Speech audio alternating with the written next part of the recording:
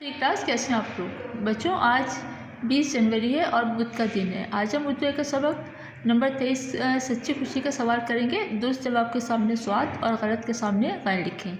Number 1 है दीपा मुजफ्फरगढ़ में रहती थी, इसके सामने हम लिखेंगे स्वाद। नंबर 2 है शराब की वजह से खुशहाली आई थी, ये जुमला गलत है, इसके सामने हम लिखेंगे गैन। नंबर 3 है कैंप दीपा के घर के पास लगा था, ये जुमला भी सही है, इसके सामने हम लिखेंगे स्वाद।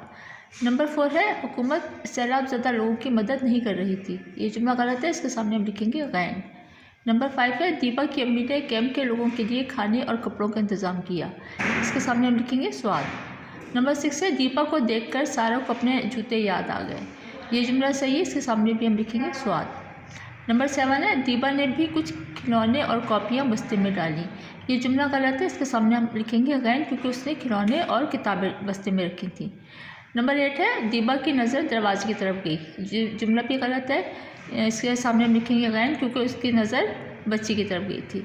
नंबर 9 है सारों को अपने नए जूते देखकर बहुत खुशी हुई, ये जुमला सही है, इसके सामने हम लिखेंगे स्वाद। नंबर 10 है दीपा के पास अपना घर नहीं था, ये जुमला गलत है, इसके सामने हम लिखेंगे गैन।